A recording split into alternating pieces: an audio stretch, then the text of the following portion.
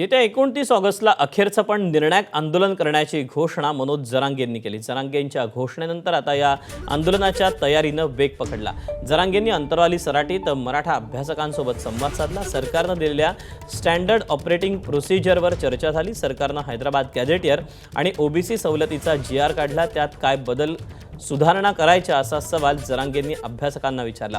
58 लाख नोंदी शोधल्या, त्याचं प्रमाणपत्र मिळालंच पाहिजे, ते मिळेपर्यंत मागे हटणार नाही असं जरांगे म्हणाले।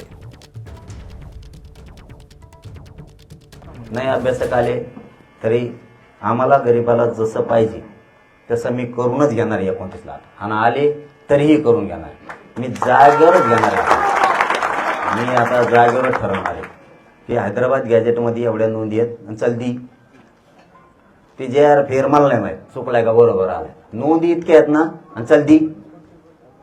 अभ्यासकांना विश्वासात घेऊन हे करून करून बराच वेळ गेला।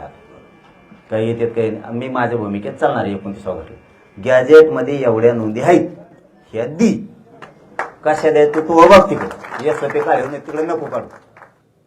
मराठा आंदोलक मनोज जरांगेंनी पश्चिम महाराष्ट्रातील दौऱ्यातून चलो मुंबईची हाक दिली आणि त्यानंतर आता ओबीसी आंदोलक लक्ष्मण हाकेंनीही चलो मुंबईचीच हाक दिली। जरांगेंच्या झुंडशाहीसमोर सरकार झुकत असून वेडेवाकडे जीआर काढत ओबीसींचं आरक्षण संपवतंय। त्यामुळे जरांगेंच्या झुंडशाहीला उत्तर देण्यासाठी 1 सप्टेंबरला राज्यातील सर्व ओबीसी बांधवांनी मुंबईत यावं असं आवाहन हाकेंनी केलं।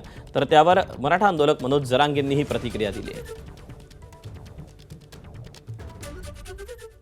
ओबीसी बांधवांनी आपल्या हक्क अधिकाराचं आरक्षणाचं संरक्षण करण्यासाठी लाखोच्या संख्येने 1 सप्टेंबरला मुंबईला यायचं आहे। मी आज दौंड तालुक्याच्या दौऱ्यावर आहे, उद्या बीड जिल्ह्यातल्या गेवराईला सभा आहे, परवा दिवशी मी जालन्यामध्ये जातोय।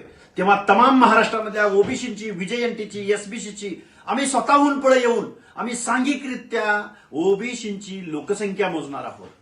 तेव्हा 1 सप्टेंबरला सर्व ओबीसी बांधवांना आव्हान करतोय, आपण जिथून असाल तिथून मुंबईला 1 सप्टेंबरला निघायचं आहे। नेते ओबीसी नाही, ओबीसी नाही, हा फक्त नेते ओबीसी नाही। बिचारा आम्ही बळच कधी धनगरांना दुखवलेलं नाही। लेकरं गरिबांचे कल्याण झालं पाहिजे ना, मायक्रो ओबीसीला दुखवलं ना, बंजारा समाजाला दुखवलं ना, आदिवासी समाजाला दुखवलं ना, आम्ही कुठल्याच समाजाला दुखवलंय ना, कोणालाच। यांना यांच्या राजकीय पोळ्या ओबीसींच्या जीवावर भाजायच्या। हेच आंदोलन जर धनगर समाजाला एसटी आरक्षण मिळवण्यासाठी जर केलं असतं ना, आज गरिबांच्या लेकरांचं आयुष्याचं कल्याण झालं असतं। तिथं ताकद लावा, ही इकडं ताकद लावून तुमचा काही उपयोग नाही। मी पुरी ताकद तुमची वायाला घालणार आहे।